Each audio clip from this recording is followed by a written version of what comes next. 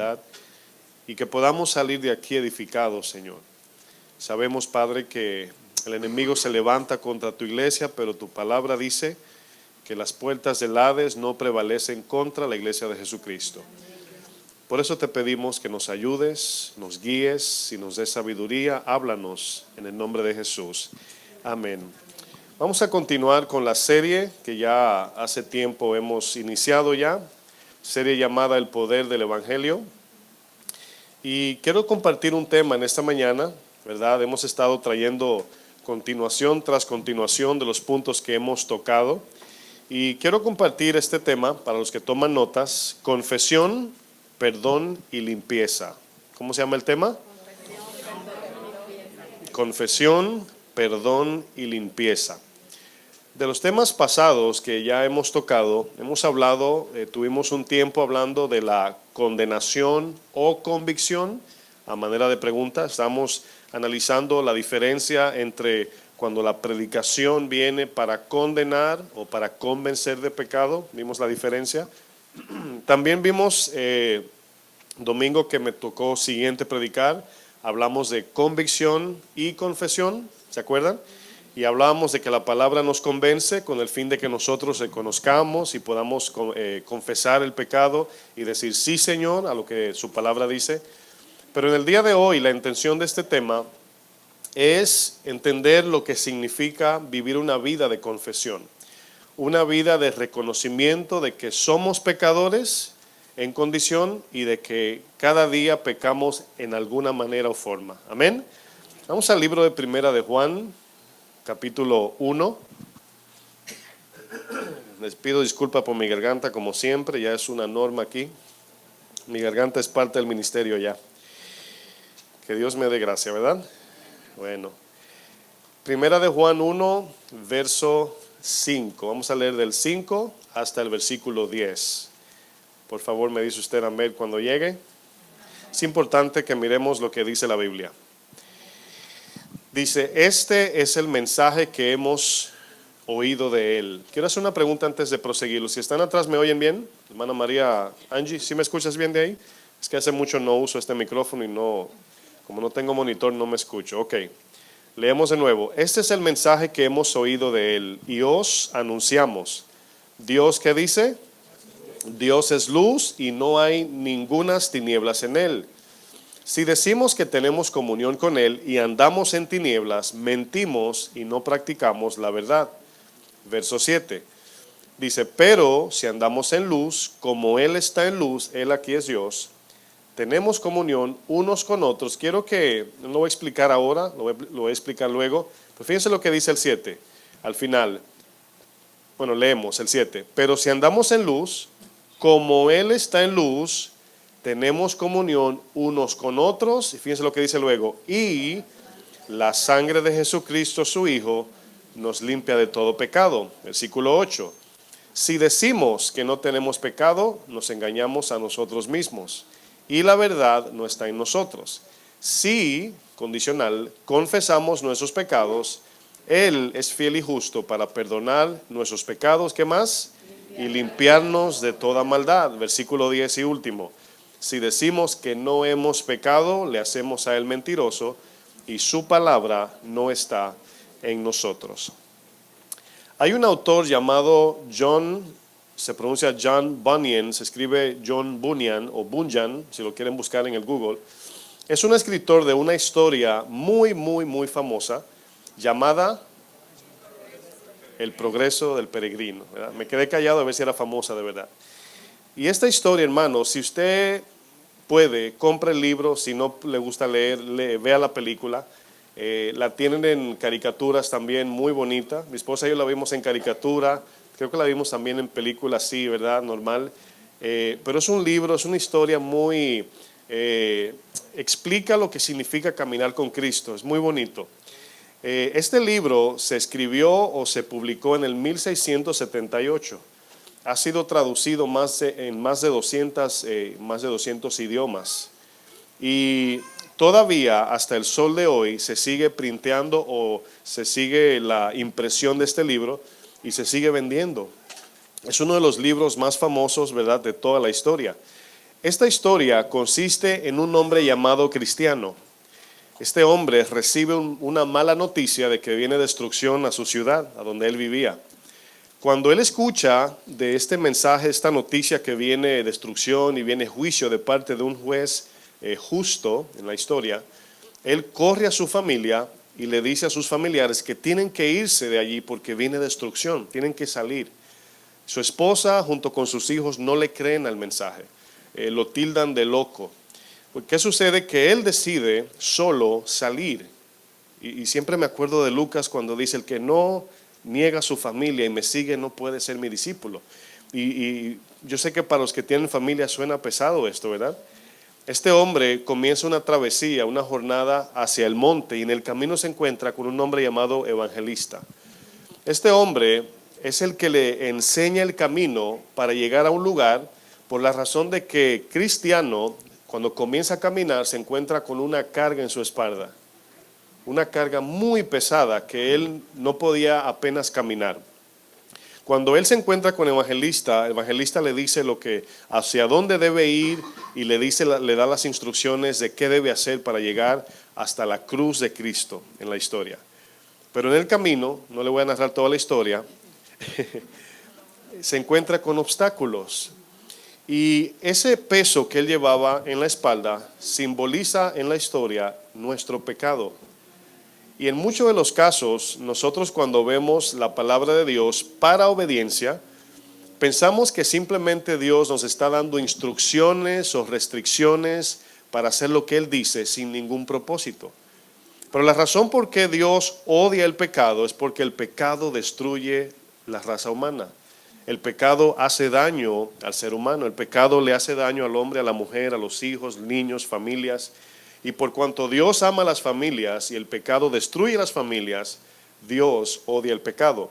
Este peso, hermanos, en muchos de los casos no nos damos cuenta de que el pecado produce peso en nuestra alma.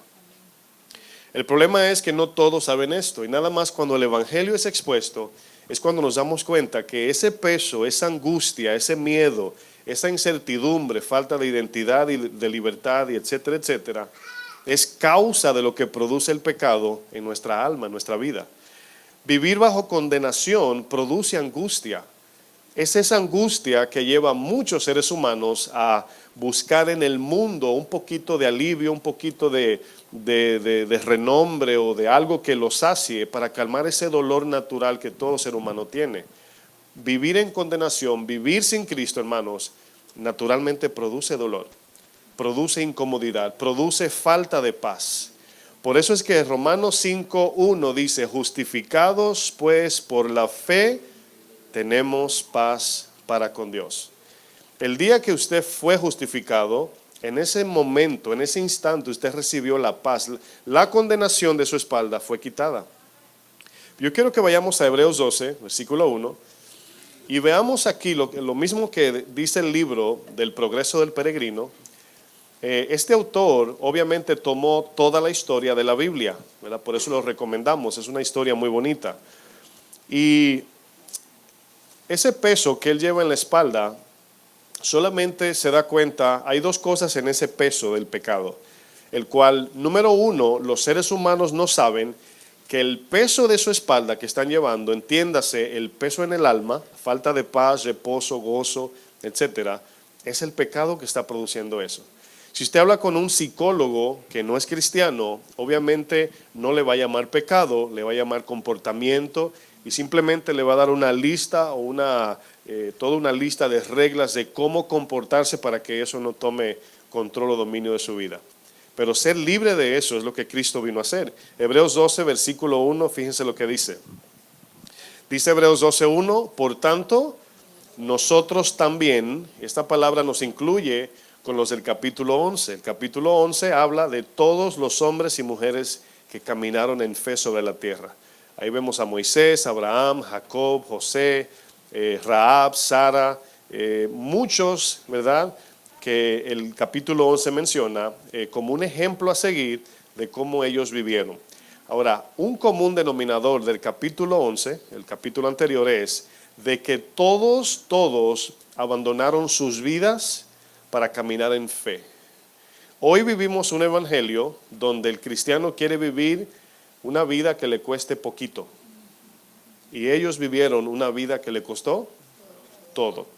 Por eso hoy no vemos el poder de Dios en muchas áreas, porque no hay hombres y mujeres que dicen, heme aquí, Señor, yo iré por ti.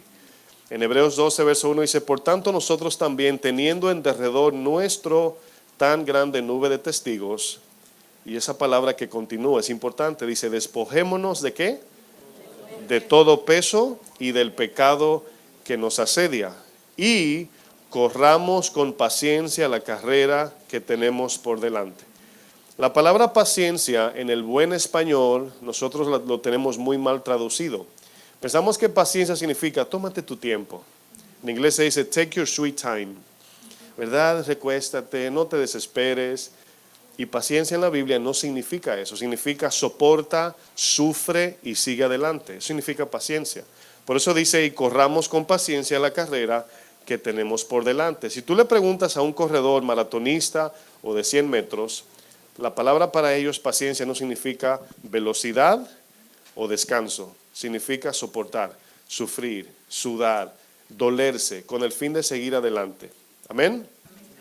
La palabra despojar aquí, despojémonos de todo peso y del pecado, esta palabra despojar significa poner lejos, ¿verdad? ¿Cuántos, lo voy a decir así para que se imaginen la ilustración? Mujeres, cuando ustedes sienten algo por detrás de ustedes, así como que puede ser algún insecto, ¿cuál es su reacción? ¿Verdad? Nada más así, ¿verdad? Usted, ¿verdad? Como que se limpia. Bueno, para que tengan la idea, esa es la idea de lo que significa despojarse.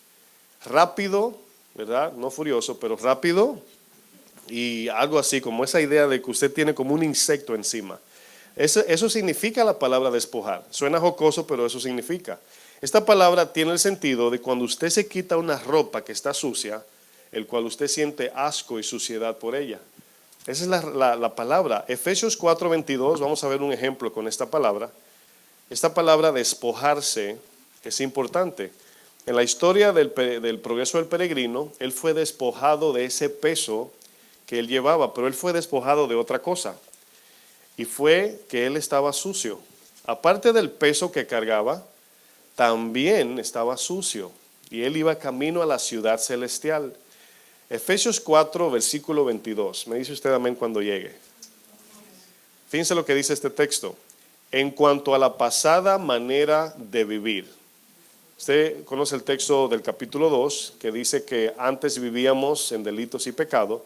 A eso se refiere. En cuanto a la pasada manera de vivir. Miren, el peligro que corremos a veces es que como cristianos ya con unos añitos caminando en el Señor, no veamos ninguna diferencia entre el yo de antes y el yo de ahora. O sea, hay cristianos que no tienen pasada manera de vivir, todavía viven igual. Yo sé que aquí no hay ni uno de esos, pero tenemos que tener cuidado de no ver esa diferencia, esa distinción entre el yo de antes y el yo de ahora. Por eso el texto dice, en cuanto a la pasada manera de vivir, en cuanto a la pasada forma o disciplina o estilo de vida que vivíamos, dice el texto, despojaos. ¿Sí ven la palabra ahí? ¿Despojaos de quién? Y entiéndase, y de la vieja mujer. Hombre aquí es ser humano, no habla de género. El viejo hombre, obviamente aquí se está refiriendo a nuestra vieja naturaleza, a cómo vivíamos antes, a lo que nos motivaba a vivir antes, en dirección a qué íbamos. El texto dice, el viejo hombre está viciado, entiéndase, corrupto, conforme a los deseos engañosos, y renovaos en el espíritu de vuestra mente. Es decir, cambiemos nuestra manera de pensar y pensemos según la palabra del Señor nos enseña. El viejo hombre tenía dos problemas, entiéndase, en nuestra vida pasada. El que no ha nacido de nuevo tiene dos problemas con Dios. Número uno, deuda. Diga conmigo, deuda. Y número dos, corrupción. Diga conmigo, corrupción. Ahora piensen esto. La deuda habla del peso que llevamos encima. Cuando usted tiene una deuda y le llega la fecha de pago, sí o sí usted siente como una angustia, como una incomodidad y una falta de paz, y ya mañana se cumple el plazo. Y usted se siente sin paz, sin reposo, insatisfecho, ¿sí o no? Pero aparte de la deuda, nosotros teníamos otro problema. ¿Cuál era? es la suciedad, la impureza e inmundicia del pecado. Una cosa era la deuda para poder estar bien y en paz con Dios. Otra cosa era la limpieza, o vamos a decir la suciedad, de no poder entrar a la presencia de Dios. Teníamos que ser limpiados y también se tenía que pagar nuestra deuda. Aquí hay dos problemas. Si usted, para que lo entienda mejor, por esa razón existen las palabras justicia y santidad. Justicia habla de inocencia, santidad habla de pureza. Es la diferencia.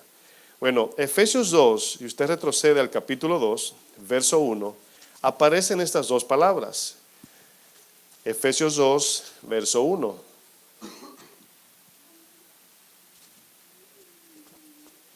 Fíjense lo que dice Efesios 2, versículo 1. Dice, y Él, ¿quién es Él aquí? Dios, Cristo, Jesús, el mismo. Él os dio vida a vosotros. Ahora, aquí es donde la vida tiene sentido. Miren, a ver si lo explico bien. El amor consiste o se define por justicia y santidad. Cuando usted dice amar a alguien, tiene que ser definido por justicia y santidad. Cuando la Biblia dice, Él nos dio vida, significa que nos ha dado la capacidad de vivir en justicia y en santidad. ¿Sí lo entendieron? Entonces, cuando dice, tengo vida nueva en Cristo, significa que ahora tengo la capacidad de vivir en justicia y de vivir en santidad. Y esas dos definen si estamos sí o no viviendo en el amor de Dios, o si sí estamos viviendo en luz o en obediencia. Todo debe ser medido por la justicia de Dios y por la santidad. La justicia es lo que hago, la santidad es con la intención que lo hago, con la pureza. Por eso es que tenemos que ser primero limpios y perdonados para luego poder vivir como Cristo vivió. ¿Cuánto dicen amén a eso? Dice, Él os dio vida a vosotros cuando estabais muertos en dos cosas.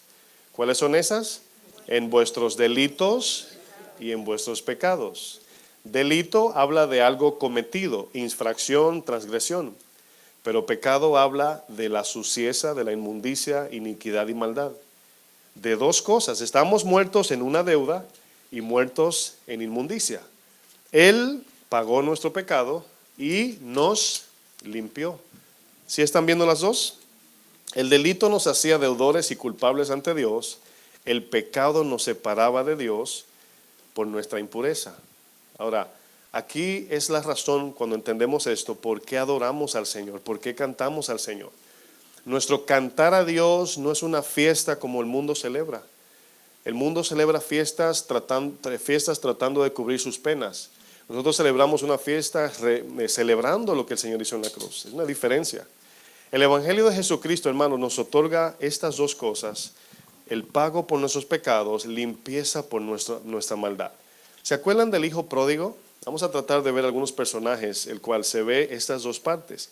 El hijo pródigo, ¿usted cree que olía mal? ¿Con quién estaba comiendo? ¿Al lado de quién? De cerdos, ¿verdad? Pero vemos que el padre, él llega a la casa confesando. ¿Se acuerdan? Padre, he pecado contra ti, el cielo. Esa es la confesión.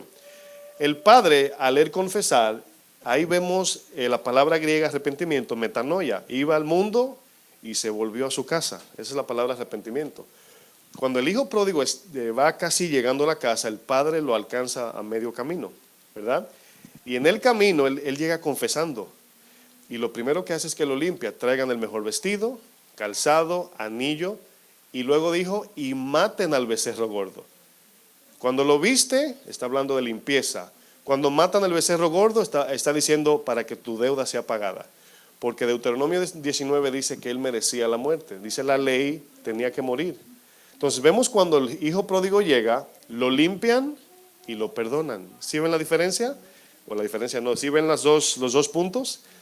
En la historia de los 10 leprosos vemos que 10 fueron limpiados. ¿Sí se acuerdan? 10 fueron limpiados, pero uno solo perdonado. Hay milagreros, así le digo porque hay hoy pastores, profetas que usan los milagros para atraer a la gente. Y he hablado con algunos que dicen que cuando Jesús hacía un milagro, a quien sea, inmediatamente quedaba salvo.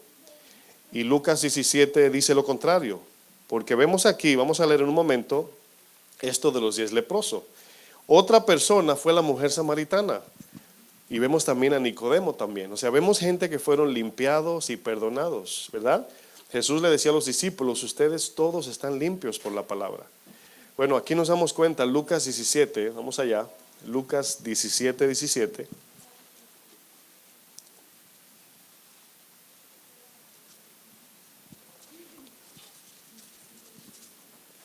No vamos a leer la historia completa, solamente 3 versículos vamos a leer.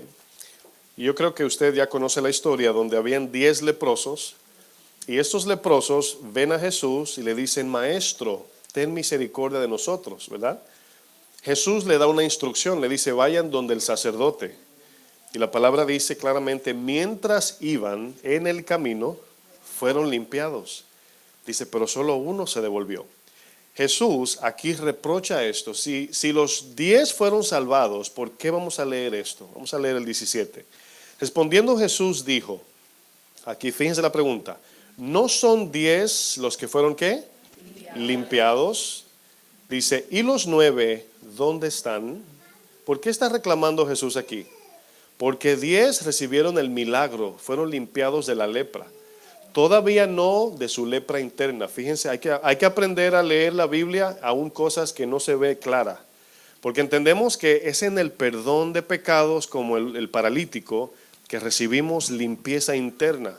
Ellos fueron externamente limpiados, no tenían lepra. Un milagro externo del cuerpo, material, físico. ¿Sí entienden?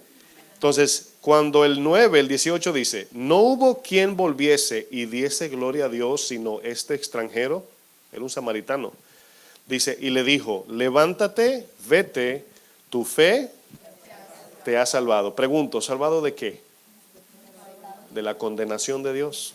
Por causa de los pecados. Estaba en deuda y estaba sucio.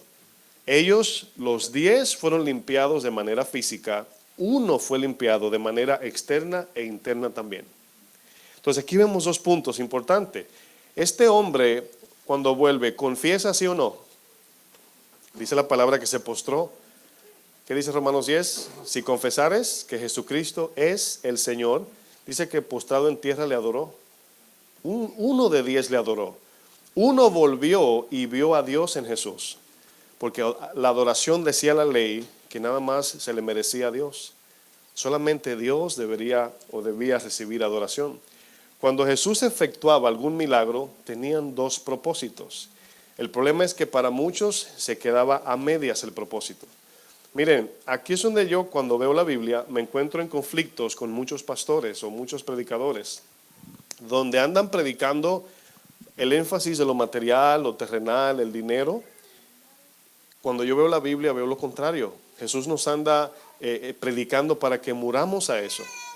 Miren, los milagros, cuando Jesús efectuaba un milagro, tenían 2 propósitos. Número 1, darle a entender al que recibió el milagro, al que recibió el milagro, quién era el que estaba efectuando el milagro. Es decir, Jesús no tenía apariencia atractiva. Jesús no parecía un Dios o ni siquiera un líder parecía. Era un hombre simple, con ropas de pobre, podemos decir. Y cuando Jesús efectuaba un milagro, la gente miraba el milagro y luego miraba a Jesús y decía, solamente una persona puede hacer esto. Y miraban a Jesús y había un conflicto, un dilema, porque Jesús no aparentaba ser Dios. ¿Sí entienden el ejemplo? Entonces, una de las razones de los milagros era para apuntar a Dios. Otra razón era para que al reconocer a Cristo o a Jesús como Dios, la santidad de Dios reflejase el pecado del que recibió el milagro. Un ejemplo, Lucas 5, vamos allá. Lucas 5, versículo 8.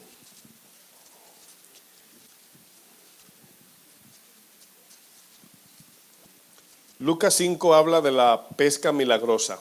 ¿Sí han leído la historia? Bueno, todos sabemos, es una de las historias más famosas en la Biblia, donde vemos por primera vez donde Pedro va a pescar para no recibir ningún pez.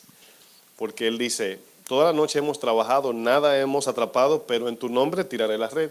Es decir, Pedro allí tiró la red y en su mente decía, no va a salir nada de ahí. O sea, esa es la mente de Pedro. ¿Por qué?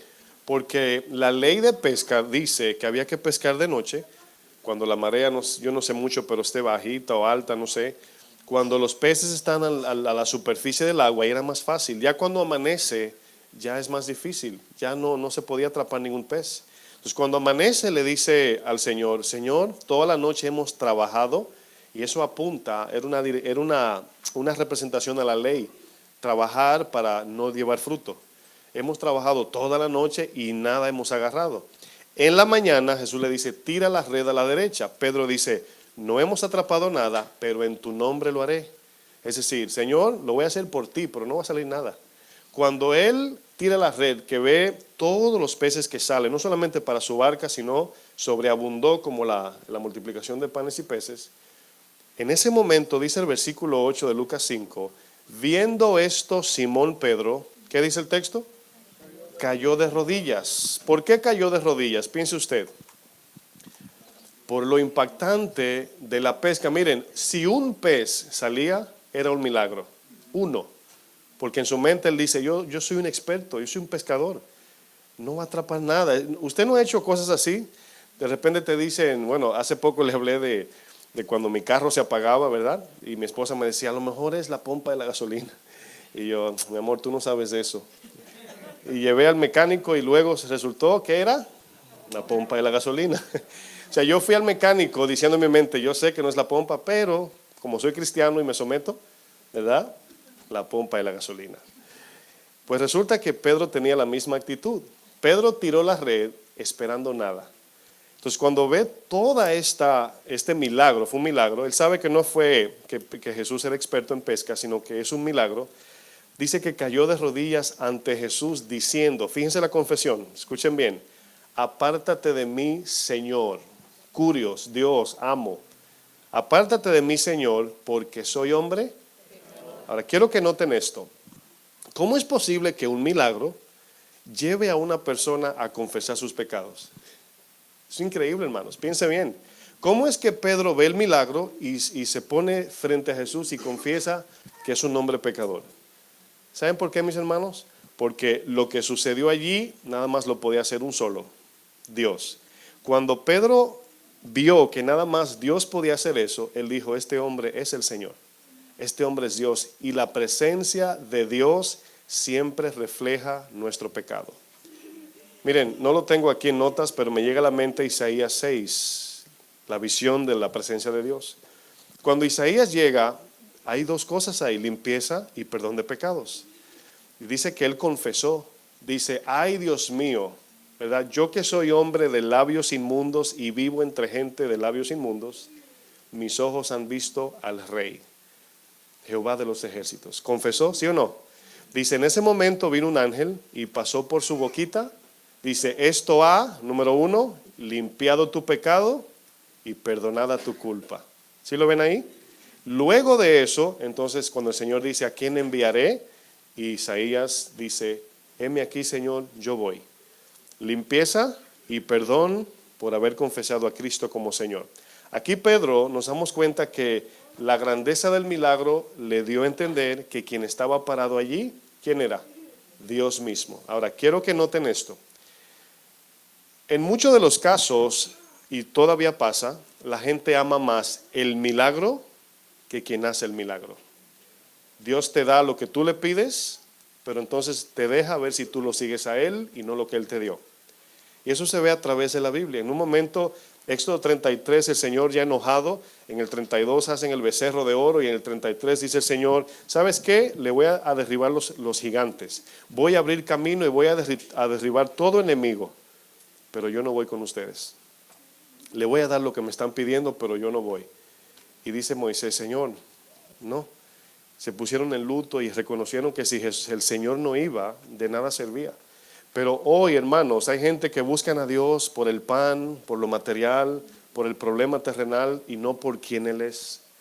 ¿Sabe cuándo usted sabe que usted ha aceptado al Señor como su único Salvador y Señor? Cuando usted está dispuesto a sufrir y no tener lo que usted quiere, a pesar de que usted lo sigue a Él. Esa es la razón, cómo sabemos. De aquí es de donde nace, de este milagro, desde donde nace esa palabra que vemos en la Biblia, solo Dios puede hacer esto. Jesús era exclusivamente Dios, mis hermanos, pero Él nunca dijo yo soy Dios, sino lo que Él decía y hacía era para que el que lo viese confesara a Jesús como único Señor. ¿Sí ven la diferencia? O sea, ¿por qué la salvación se asienta en confesar a Jesús como Señor? Porque la fe viene por el oír y somos salvados y justificados por medio de ¿qué? De la fe. Obviamente. Nicodemo fue uno que dijo, sabemos que vienes de Dios porque nadie puede hacer esto si Dios no está con él. Los discípulos en Marcos 4, cuando el Señor calma la tempestad, dice, ¿quién es este? Que aún a la tempestad le dice, calla y enmudece. La mujer, cuando la mujer del frasco de alabastro, al final Jesús perdona pecados y preguntan ellos, ¿quién es este que también perdona pecados? Cuando en Mateo 16 el Señor le dice, ¿quién dice la gente que yo soy? Tenía que ver con la salvación. Por eso es la traducción de que cuando confesamos, Pedro le dice, tú eres el Cristo. Esa confesión, él le dice, sobre esta roca edificaré mi iglesia.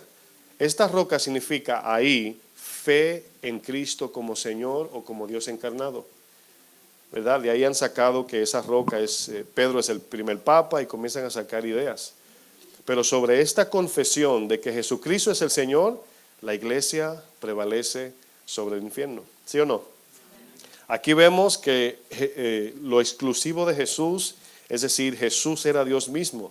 Pero ¿por qué algunos no podían reconocer a Dios o a Jesús como Dios? Pregúntese eso. ¿Por qué algunos sí veían al Señor, a Jesús como Dios, otros no? Y hay una sola distinción, hermanos. Y si usted está tomando notas, la respuesta es Juan 3:19. Esta es la condenación, que la luz vino al mundo y los hombres amaron más las tinieblas. Jesús vino al mundo y los hombres amaron más los milagros, podemos decir. ¿Sí ven la diferencia? Entonces aquí nos damos cuenta, hermanos, algunos amaban más. De los 10 leprosos, 9 abrazaron su milagro, 1 volvió a Cristo. El joven rico, hermanos, fue buscando salvación, pero amó más su dinero. ¿Se acuerdan de la historia? Simón el leproso fue sanado. No sabemos si estaba en uno de esos 9. Invita a Jesús a la casa, pero no lo recibe como Señor. Por eso Jesús le dice, he venido a tu casa, no me has besado, no me has lavado los pies, es decir, no me has tratado como si fuera tu Señor.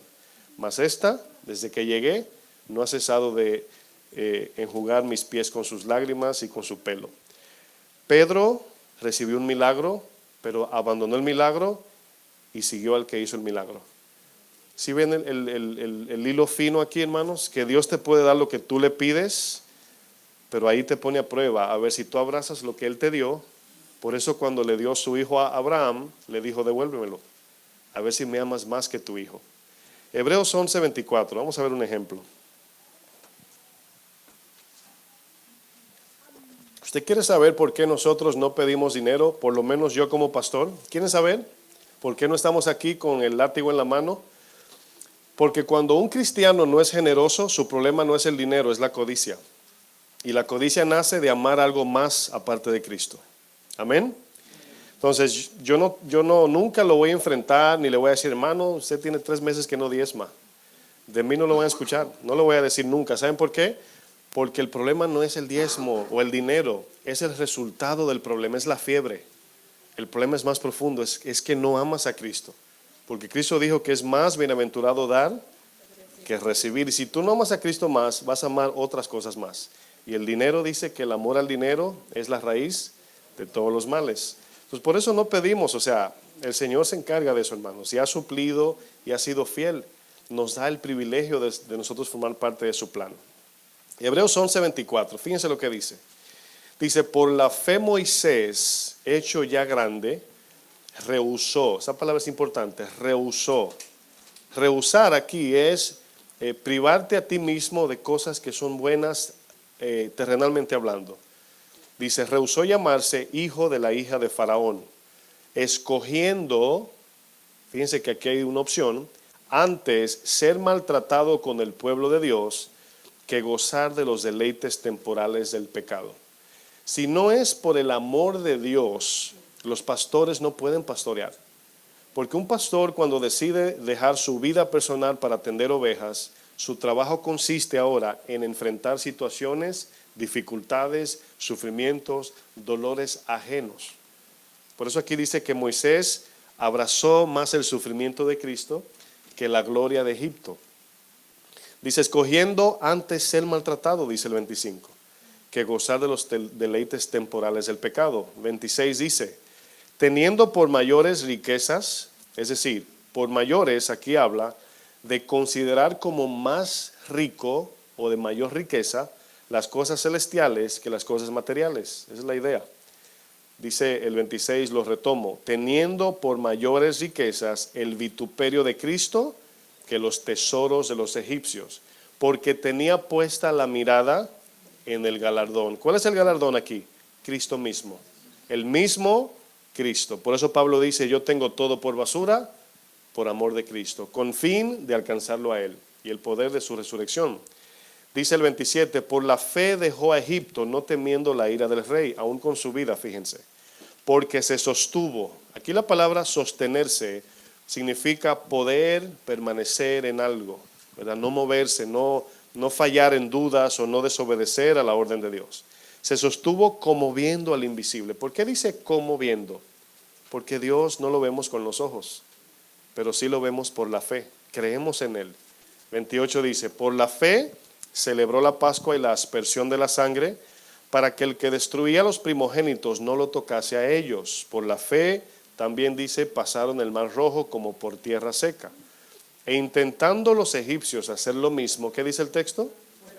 Fueron ahogados. Es decir, nada más el que obra u obedece en fe es el que recibe el resultado de lo que Dios ordena, de sus milagros, de su poder, su salvación, etc.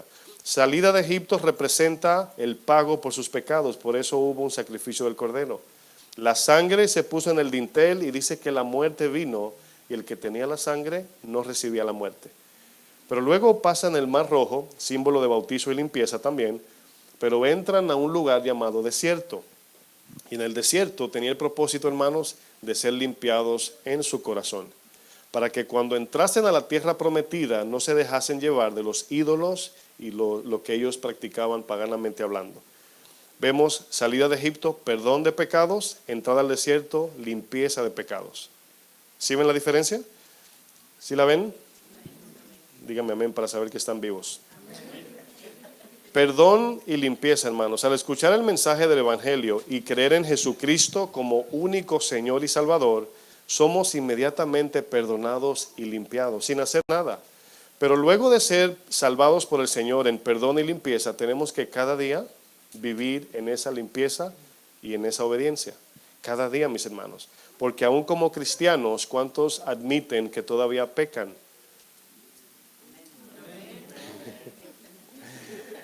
Ya confesaron. Mis hermanos, miren, yo he escuchado gente que dice, es que no se le puede decir eso a la iglesia porque es como darle licencia para que sigan pecando. Miren, esa decisión es entre la persona y Dios. Dios sabe el que no quiere pecar y peca. El Señor sabe. Y también sabe el que no le importa si peca o no peca. ¿Usted cree que Dios no lo sabe eso? Entonces mi trabajo no es convencer de pecado a nadie, eso es del Espíritu Santo. O de intención de pecado, eso es del Espíritu Santo. Pero sí debo decir algo que es una verdad, hermanos. Cuando usted ama a Cristo, usted no quiere pecar. ¿Cuántos de ustedes, un ejemplo poniendo, han corregido a sus hijos y se le ha pasado la mano?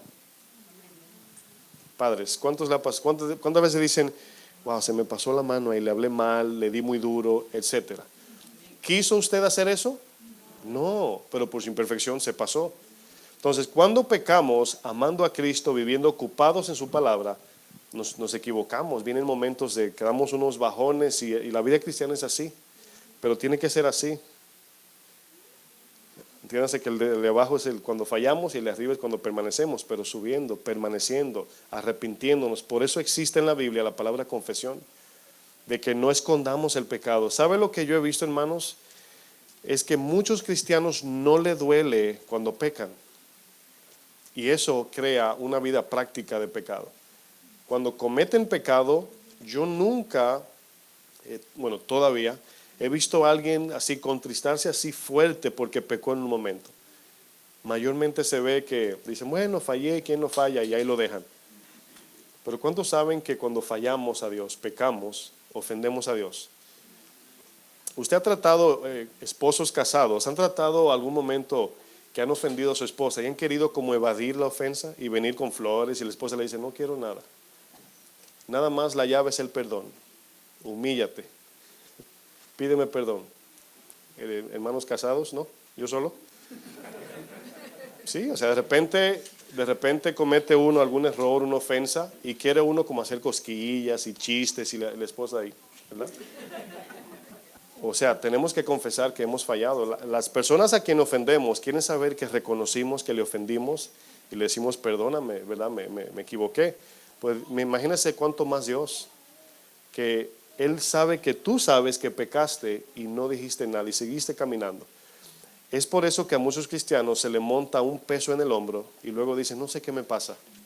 Y es esa falta de limpieza diaria. Juan 13, verso 10. Vamos a ver un ejemplo de esto.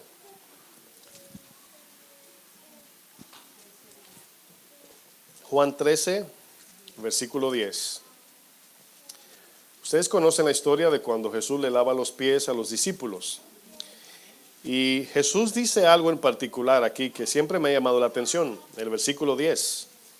Luego que le lava los pies, ustedes conocen el debate de Pedro, Señor, no me lavas los pies. Luego le dice, sí, báñame completo. Y Jesús le dice a Pedro y a ellos. Jesús les dijo, o le dijo aquí a Pedro, el que está lavado no necesita, sino, ¿qué dice? Lavarse los pies. ¿Cuál es la idea de este texto? Obviamente ya el Señor nos limpió por su palabra, estamos ya camino al cielo. Pero caminando por esta tierra nos vamos a ensuciar. Entiéndase, vamos a seguir pecando de alguna manera u otra, en pensamiento o en comportamiento. ¿Está de acuerdo usted? Bueno, aquí Jesús dice, cada día tienen que lavarse los pies, porque cada día nos ensuciamos los pies. Entonces, ¿cuál es nuestro medio de cada día nosotros venir y rendirnos ante aquel, el cual dice el Antiguo Testamento que pecamos por hierro o intencionalmente? Hierro significa sin querer. ¿Cuántos pecados cometemos al día? Miren, cuando usted reconoce eso, usted adora a Dios con más fuerza, porque cada día nos perdona. Hermanos, la ley demandaba exigencia de que no se podía romper un mandamiento.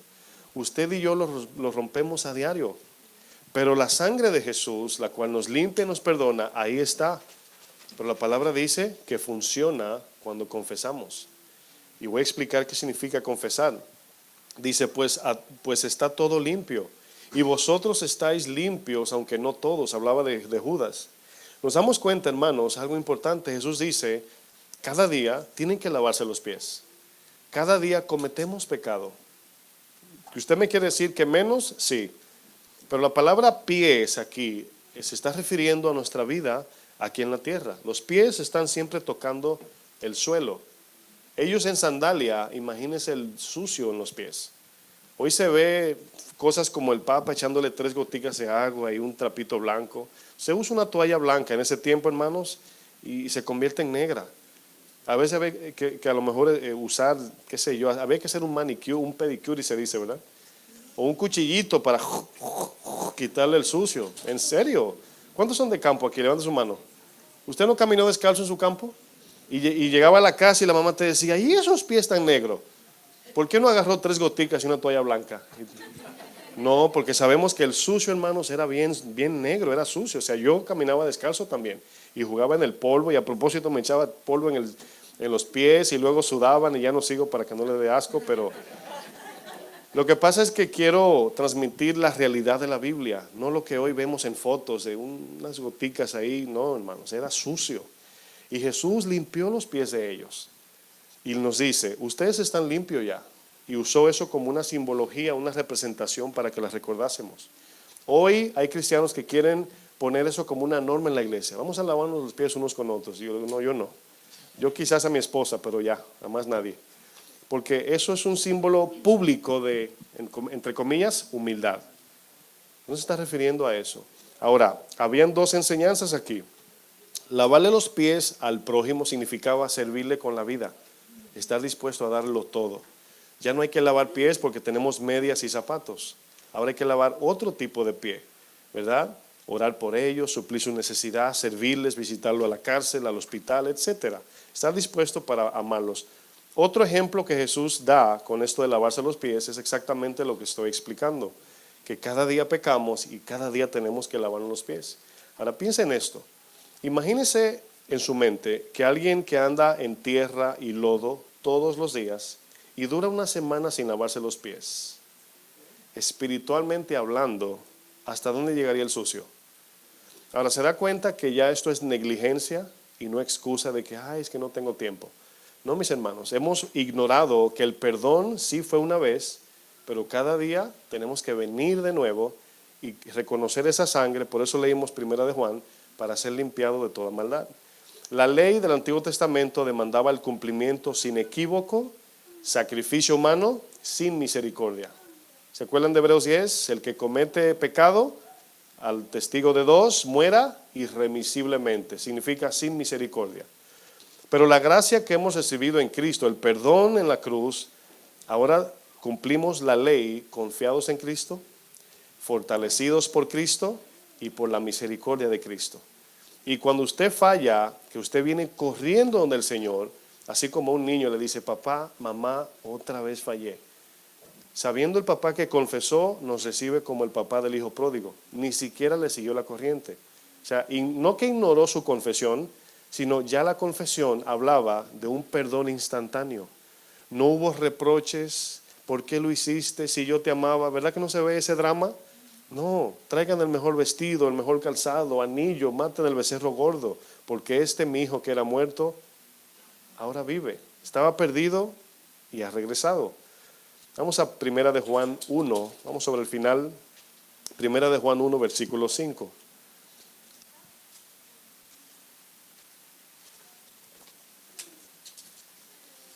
Aquí es donde vamos a desarrollar el texto que leímos al principio. Este texto, hermanos, por mucho tiempo siempre me traía confusión, porque sabemos que vamos aprendiendo la palabra de manera progresiva y siempre vamos a tener áreas en la Biblia donde nos va a traer confusión y nos vamos a quedar como medio, dije que era eso, pero todavía como que estoy un poco dudoso, ¿verdad? Pero este texto, hermanos, a medida que Dios nos va arrojando más luz, va a decir algo que es importante para la vida diaria y la relación con el Señor.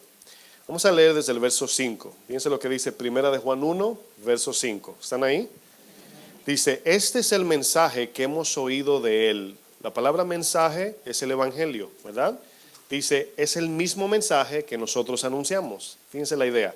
Lo que escuchamos de Jesús es lo mismo que predicamos. Dice, Dios es luz.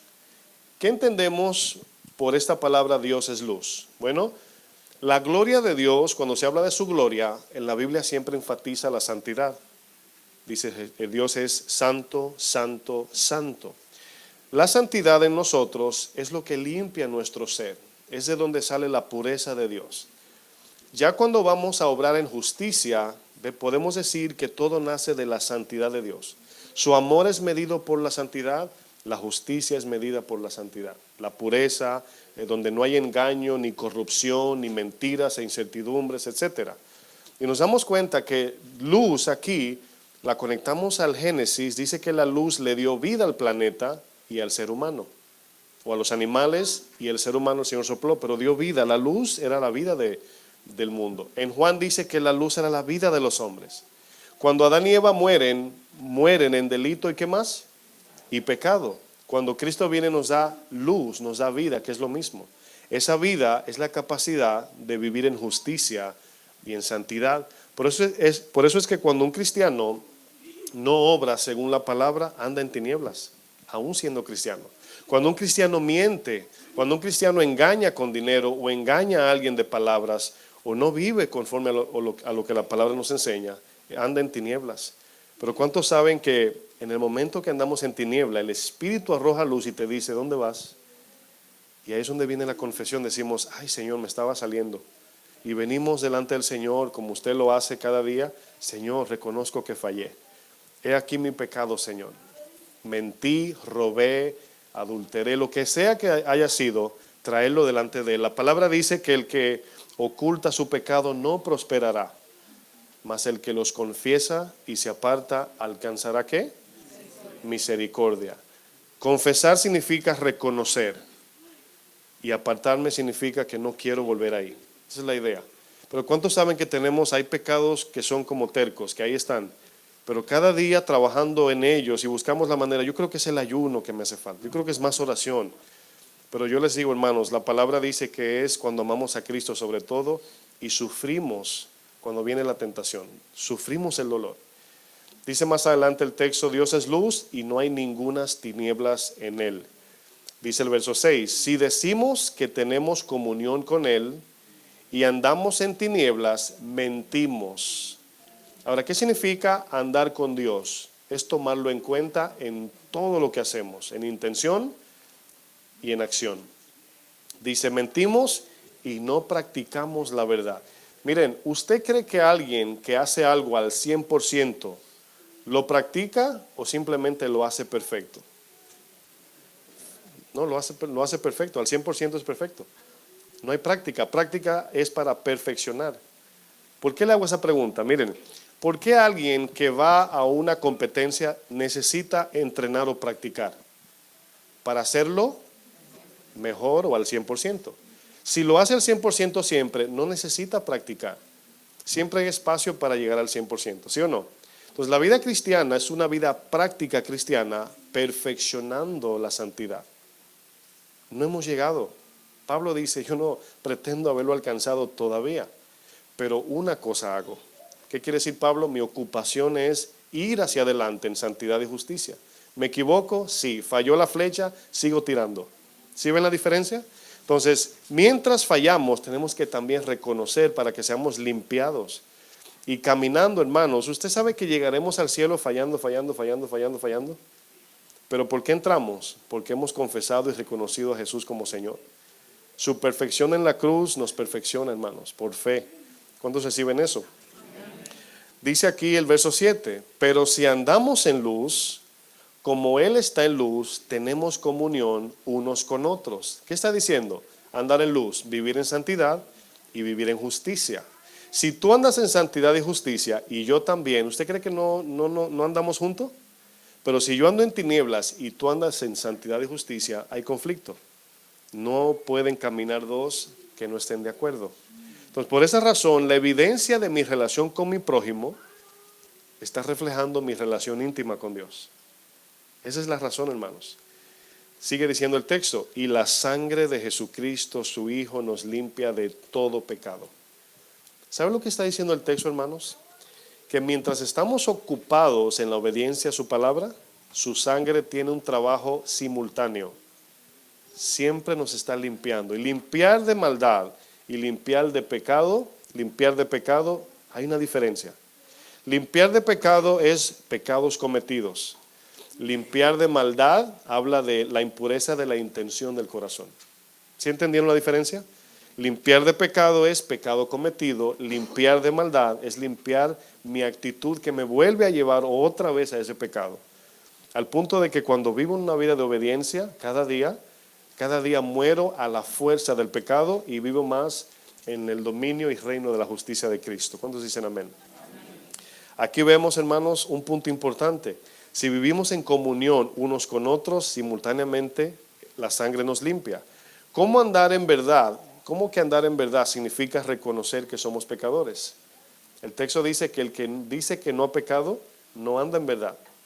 Porque la vida cristiana consiste en un pecador que ha reconocido a un Salvador y vive confiado en sus obras bajo la mano y la gracia y el favor de Dios. Esa es la vida cristiana. Verso 9. Si confesamos nuestros pecados, Él es fiel. ¿Por qué es fiel? Porque Él prometió. Y justo, porque ya Él pagó. Dice, fiel y justo para perdonar nuestros pecados, entiéndase, cometidos. Nos borra el libro de los pecados. ¿Se acuerdan cuando Apocalipsis dice, y se abrió un libro y se abrieron otros libros, en plural? Y deducimos que son los libros donde está escrito todo lo que hemos hecho. Y el que vive cada día en obediencia, hermanos, tiene en su libro de pecado, lo tiene en blanco. No tiene nada anotado allí. ¿Sí entienden eso? No hay nada, ninguna deuda que usted tiene con Dios. Dice, el justo para perdonar nuestros pecados y limpiarnos de toda maldad. ¿cómo puede este texto, hermanos, el verso 9, es un texto que usted debe de siempre memorizarlo, porque el mundo te va a preguntar, ¿y tú no pecas? Tú le vas a decir, claro, pero hay una diferencia. Yo tengo quien me limpie y quien pague por los míos. ¿Quién te limpia y quién paga por los tuyos? Y ahí viene la invitación al Evangelio. Aquí vemos tres maneras de ver lo que significa confesión en la Biblia. Esta palabra, confesión del griego, la traduzco porque tiene un sentido. Es la palabra griega homologeo. Homo significa lo mismo. Logeo es donde viene la palabra lógica, la misma lógica podemos decir. Entonces significa que cuando alguien dice algo y tú dices yo estoy de acuerdo, eso significa confesar. Cuando se va a corte, vienen acusaciones a un culpable o a un inocente, y el abogado o el juez dice, ¿hiciste esto? Y si el culpable o el reo o el inocente dice sí, significa homologeo, confesar. Sí hice eso, o no, no lo hice. Entonces aquí la palabra confesión en la Biblia tiene tres sentidos. Número uno, nosotros confesamos los pecados identificados, es decir, cuando tú haces algo que tú sabes que lo hiciste mal, tenemos que venir delante o de la persona que ofendimos o delante de Dios. ¿Sí entienden eso? Tenemos que venir a confesar, mira, fallé, te ofendí, perdóname. Por eso dice Jesús que aunque vamos a decir, te ofendan 490 veces, 70 veces 7, dice, si se arrepiente, perdónalo, dice la palabra. Entonces vemos aquí, hermanos, donde tenemos una confesión al ponerle asunto, como decimos, o ponerle atención a nuestros pecados. Punto 2, ¿qué significa confesión en otro modo de verlo? Reconocer nuestra naturaleza de pecado. Reconocer que somos pecadores, que nuestra condición es de pecado. Es como vive una persona con oxígeno artificial. Al reconocer que no puede respirar por sí mismo, vive apegado a Cristo, para que la vid sea la que produzca el fruto y también limpie a la vez. Y una tercera manera de vivir en confesión es nuestra vida en el mundo. Vivimos confesando a Cristo como único Señor y Salvador. Por esa razón, hermanos, la confesión es un estilo de vida y no algo momentáneo. Si pecas, tienes que confesar. Si ofendes a alguien, tienes que confesar. Si eres débil, debes confesar, reconocer, estar de acuerdo con que no puedes solo.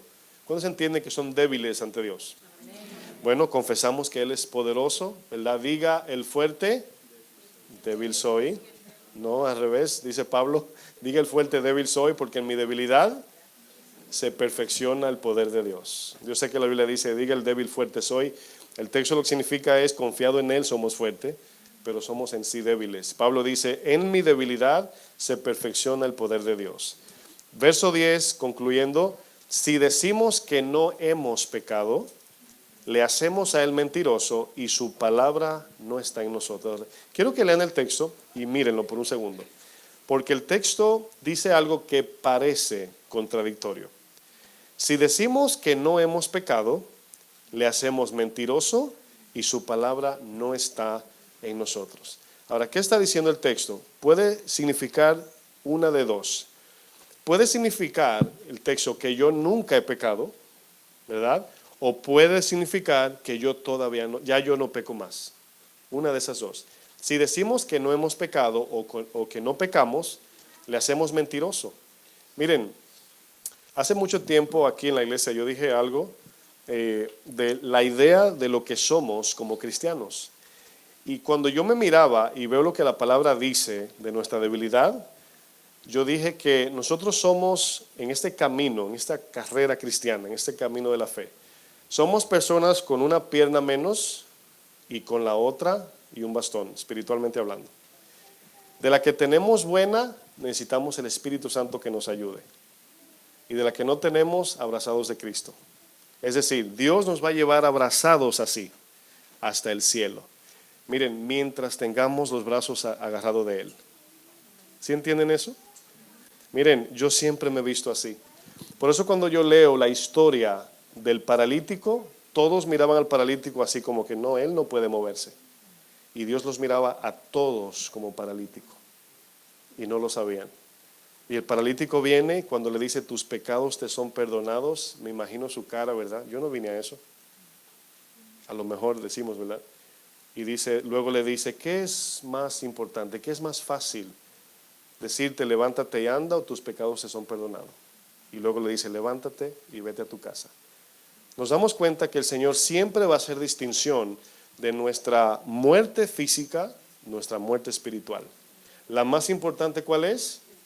La espiritual, atender a la muerte espiritual. Una vida de confesión para perdón de pecados y limpieza del corazón. Quiero que se vayan a sus casas con este pensamiento. En la historia del peregrino, él llega a la cruz y su carga se cae, ¿verdad? No significa que en la cruz se acabó su lucha. Ahí comienza una lucha nueva. Porque antes en el mundo nuestra lucha era aceptar a Cristo. Pero ahora en Cristo es permanecer hasta llegar al cielo. Ahora comienza una lucha diferente. Ahora tú eras amigo del mundo y en Cristo te has hecho espiritualmente enemigo del mundo. Antes tú eras compadre, comadre con las que te invitaban a hacer lo incorrecto, y hoy ese compadre y esa comadre te invita, o ese mejor amigo, a hacer lo que tú hacías, y te encuentras con un conflicto de frente. Yo acabo de venir de la República Dominicana, de donde yo soy, fui a ver a mi familia. Y claro, ya ha pasado años, ya la gente sabe que soy cristiano, pero cuando yo conocí al Señor al principio, en mi país la gente de confianza se llama hasta con malas palabras. Yo sé que algunos dirán en mi país también. Y cuando yo llegué la primera vez, fue difícil. Fue difícil escuchar apodos que no eran mis apodos, pero así la gente habla. Malas palabras, temas. Y fue duro para mí hacer esa división, esa separación entre mi vida pasada y mi vida nueva. Yo recuerdo cuando yo conocí al Señor, el Señor quitó muchas cosas de mí, así, las arrancó. Y cuando yo pensaba en alguien que cometía lo que yo cometía, me dolía como si yo fuera una persona perfecta, digo entre comillas. Es decir, me molestaba. Y un día me pregunté, digo yo, Señor, ¿cómo es que antes esto me entretenía y ahora me da hasta vergüenza? Y obviamente el Señor nos dice, por la limpieza que yo he hecho en tu corazón. Miren, esta es la diferencia entre la ley y la gracia. La ley consistía en cumplir y cumplir y cumplir sacrificios. Pero ahora en Cristo, hermanos, es un estilo de vida. Ya no es tanto que no quiero pecar, también odio pecar, me molesta pecar por amor de Cristo. Todavía hay áreas que todavía usted ama en la carne, que se le hace difícil negarse. Pero a medida que usted va creciendo en el amor de Cristo, va a crecer también el poder sobre ese pecado. A veces decimos, ese pecado no lo he vencido porque no ayuno. Y volvemos a la ley. Ese pecado no lo he vencido porque no leí la Biblia ayer. Este pecado no lo he vencido porque a lo mejor no fui a la iglesia. Y a lo mejor sí, todo eso contribuye, no voy a decir que no. Pero no es ahí donde nace el poder para vencer el pecado cada día. Miren, cuando usted reconozca que usted en condición es pecador y que no hemos llegado, la manera como usted ve el evangelio va a ser totalmente diferente. Hay cristianos que creen que llegaron, como decía el hermano Edwin, que le preguntó a un hermano, ¿usted es humilde, hermano? Dice él, sí. Y dice Edwin, del 1 al 10, dice él, yo soy como un 8. Y hay cristianos así, hermanos, que creen que ya son santos y están en el cielo. Y no, hermanos, no hemos llegado todavía. Todavía fallamos, todavía nos enojamos. ¿Cuántos se enojan? ¿Cuántos hablan mentira? No digan amén. Bueno, por ahí dijeron, no vi a nadie. Pero estamos en el camino, hermanos, en dirección a, miren, póngase de pie por un segundo. Usted sabe que cuando un corredor que va camino a la meta, usted sabe que mientras corre hacia la meta, se aleja de la salida. Yo sé que lo que dije es lógico, pero piense espiritualmente.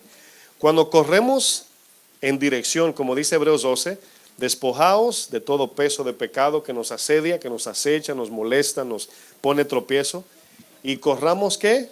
Con paciencia la carrera. Mientras usted corre y se mantiene corriendo hacia Cristo, usted se está alejando más y más del pecado y de las cosas de este mundo. Es un proceso, hermanos. Muchos de ustedes van a mitad de camino, otros van a comenzar hoy, otros tienen tiempo, y tenemos diferentes tipos de madurez o tiempo en el evangelio. Entonces hay quienes todavía tienen cosas que no han podido dejar o tienen reflejos en su vida cristiana que no son aceptables por Dios. Pero la palabra dice que nos llevamos ahí, pacientemente ayudamos al que se queda atrás. Se vale devolverse en la carrera y buscar al que se cayó, ¿sí o no? Porque no es cuestión del que llegue primero, es cuestión de que todos lleguemos juntos. Y por eso cuando vi este tema, yo espero que lo tomen como un ejemplo práctico, hermanos. ¿Por qué? Porque cada día nos vamos a enfrentar a pecar. Y lo primero que sucede en muchos cristianos cuando pecan es alejarse más de Dios. Por la idea y el engaño de que dicen, es que no soy digno de ir donde Él. Y yo les digo, pecando y no pecando, ninguno somos dignos. Es por su gracia que venimos a Él. Y en el momento que usted peca o falla o se equivoca, como usted quiera llamarlo, y confiesa, por eso Cristo derramó su sangre. Ya no se derrama más sangre. Ya usted no tiene que traer un cordero y degollarlo. La sangre de Cristo nos limpia y nos perdona. Pero tenemos que confiar en ella para que cada día seamos limpiados. ¿Sabe lo que va a pasar, hermanos, también? Que al usted mirar más su propio pecado, eso lo va a llevar a ser más humilde. Porque la arrogancia viene cuando creemos que no pecamos. Pero cuando usted mira su pecado, se dice, wow, esta área, no como una mente victimista, como ya enseñamos un viernes, no. O sea, no, es que yo siempre fallo, no. Fallé, admito, confieso y me aparto. Y al otro día levantarnos con esa actitud de siempre venir a su palabra y reconocer que su sangre es suficiente. Amén. Cierre sus ojos un momento y vamos a pensar por unos segunditos en esto que hemos compartido. Deje que el Espíritu Santo ministre ahí su vida. Regálale unos segunditos ahí en silencio, nada más. ¿Dónde está el hermano Alfonso nada más? Alfonso nada más. Ven por acá, hermanos. Acompáñanos con la guitarra ahí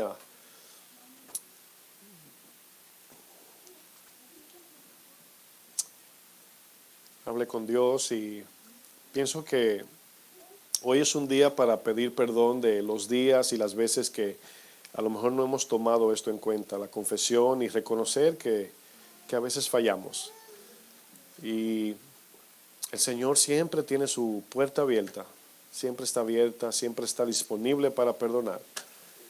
Y siempre uso el ejemplo del padre del hijo pródigo, que hasta que él no confesó y reconoció volver a casa, no recibió el perdón del padre. Pero cuando él decide volver, encuentra el oportuno socorro. Por eso cuando se diga hoy, corremos al oportuno socorro. Hoy es un día donde podemos otra vez comenzar. Por esa razón la palabra dice que cada mañana sus misericordias son nuevas. Imagínense qué tan grande perdón el Señor nos ha otorgado, que podemos venir a diario mientras tengamos espíritu, mientras tengamos ánimo, fuerza, vida, venimos donde Él. El perdón de Dios es tan maravilloso, hermanos, que hay personas no creyentes que han caído en cama, en muerte cerebral. Y no tengo ninguna duda, porque a veces van cristianos y les predican y le oran. Y no tengo ninguna duda que allí postrados dicen, Señor, perdóname. Así como el ladrón en la cruz, a último minuto, el perdón está disponible. No miremos, no nos enfoquemos en lo bueno que somos y lo bueno que hemos hecho. Enfoquémonos en los que nos falta por crecer y parecernos a Cristo. Este camino es maravilloso, pero también tiene momentos oscuros, momentos de dolor difíciles de entender. Pero cuando miramos la esperanza al cielo, a lo celestial, que un día estaremos con nuestro Señor. Primera de Juan dice que el que tiene esa esperanza se purifica a sí mismo. Se purifica a sí mismo, obviamente reconociendo, confesando y confiando en la sangre derramada, la cual es suficiente para perdonar y limpiar. Te pido, Señor, que en esta hora tu Espíritu Santo traiga convicción, Señor. Que tu Espíritu nos hable en las áreas que a veces no podemos ver, Señor. Todos sabemos que hemos pecado en áreas que ni cuenta nos damos, pero aquí estamos dejando la carga. Ese personaje en la historia del progreso, el peregrino, somos todos nosotros. Aquí dejamos la carga, Señor. En tus manos ponemos nuestros pecados. Si alguien tiene algún rencor, amargura contra alguien, si alguien ha ofendido a otro, es el momento también de reconocer y decir: Señor, hoy voy a arreglar cuentas. Hoy quiero confesar. Queremos seguir creciendo, avanzando en este camino, ser ejemplo para los demás y vivir dependiendo de esa sangre preciosa que tú derramaste, la cual me perdona, me limpia. Esa limpieza produce justicia, pensamientos puros, intenciones puras, y la justicia me ayuda a tratar a mi prójimo como yo exijo ser tratado. Yo te pido por gracia, Señor, que bendigas a tus hijos con tu poder espiritual para ser fortalecido en el hombre interior y reflejar a Cristo mientras caminamos por esta tierra.